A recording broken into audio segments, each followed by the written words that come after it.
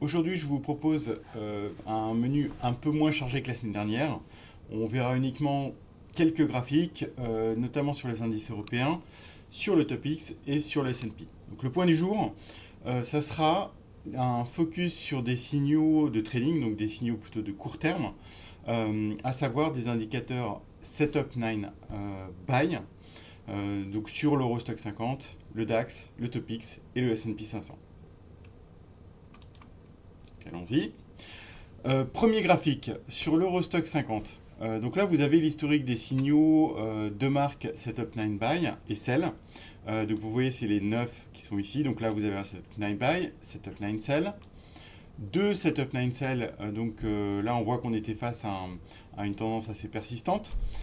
Et pour la première fois depuis début février, un Daily Setup 9 Buy qui est un signal contrariant d'achat en trading. Donc ce qu'on peut voir, c'est qu'on commence à avoir un indice Eurostoxx qui est, on ne peut pas dire qu'il est vraiment survendu, mais on va dire qu'en termes de risk-reward, on a éventuellement une possibilité d'avoir une phase de rebond technique qui s'amorce à partir des niveaux actuels. Ce qu'on peut voir également, donc ça c'est un sujet que j'ai développé très brièvement dans mon morning depuis quelques jours, on voit qu'en Elliott, on a éventuellement une phase corrective en ABC.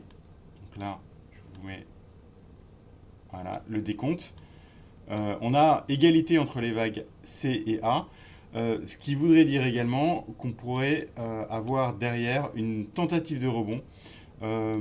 Pour l'instant, c'est plus une phase de rebond technique. On ne peut pas anticiper vraiment de retournement majeur de l'Eurostock 50. Néanmoins, c'est une phase un peu charnière, assez intéressante. La phase charnière, ça va être plutôt la semaine prochaine. À savoir également on est maintenant assez proche de la zone des 3300. C'est une zone de support importante depuis le début de l'année. On voit qu'elle a été testée à de nombreuses reprises, notamment au premier trimestre. Donc on s'approche vraiment d'une phase un petit peu charnière à court terme, avec probablement des tentatives de rebond technique devant nous. Si on regarde maintenant l'indice DAX 30, donc on voit que c'est un indice qui a beaucoup souffert récemment. À nouveau, on retrouve un Setup 9 Buy hier. Ce qu'on peut voir, c'est qu'un Setup 9 Buy, enfin, le dernier Setup 9 Buy, on l'a eu également début février. C'était pas un point bas de marché, hein, comme vous voyez, mais disons que le plus gros de la baisse était derrière nous. Donc là, on voit qu'effectivement, à nouveau, alors que l'indice se rapproche de de la zone de support à 12 000, on a un risk-reward qui s'améliore si vous cherchez un point d'entrée sur le marché. Je ne vous dis pas qu'on va avoir un gros rebond technique, mais disons qu'en termes de risk-reward, c'est un peu mieux qu'il y a une ou deux semaines. Autre setup 9, celui-là n'est pas perfected, c'est-à-dire que vous n'avez pas la petite flèche. Donc là, comme c'est un setup 9 buy, vous n'avez pas la petite flèche verte. Donc on voit pour les perfected sell, c'est une petite flèche rouge.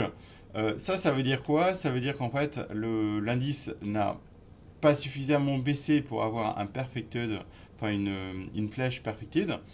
Ça veut juste dire qu'il y a un risque de retomber en dessous des points bas de la barre 7, qui est la barre la plus basse.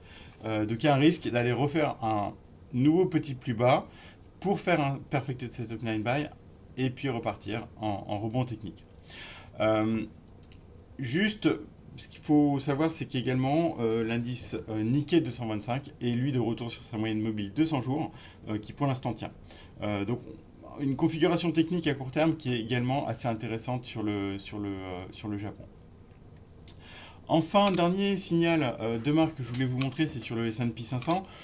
Donc pour mémoire, au top, on a vu un Setup 9 Sell qui a très bien fonctionné. C'était combiné également avec un Setup 9 Sell Weekly. Donc on avait combinaison d'un signal de vente contrariant daily et weekly qui a parfaitement fonctionné sur la zone de résistance à 2008. Donc ce qu'on peut voir, c'est que ce signal de vente weekly reste évidemment actif.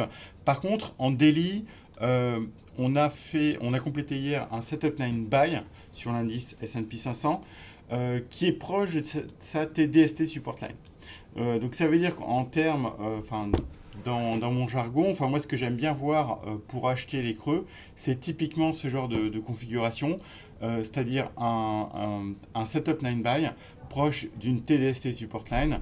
En d'autres mots, ça veut dire qu'on a une opportunité d'achat dans une tendance haussière. Donc un pullback dans une tendance haussière. Donc si j'avais un indice à acheter parmi l'Eurostoxx 50, le DAX ou le TOPIX, clairement pour moi c'est le plus beau signal contrariant. C'est sur le S&P 500 parce que le S&P 500 évidemment est un marché leader. Et même si on a fait un petit pullback, on voit que la tendance de fond n'est pas encore trop dégradée. Ce qui n'est pas le cas clairement des indices européens qui sont beaucoup moins clairs en termes de tendance. Voilà, donc un setup and buy assez intéressant sur le S&P.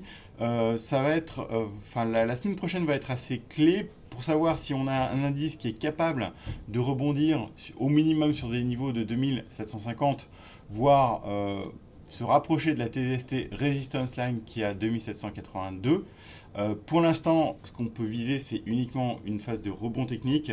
On voit que la zone des 2000, 2780, 2008 reste quand même une grosse zone de résistance et ça va être assez challenging je pense qu'on risque d'avoir du mal à la casser à court terme.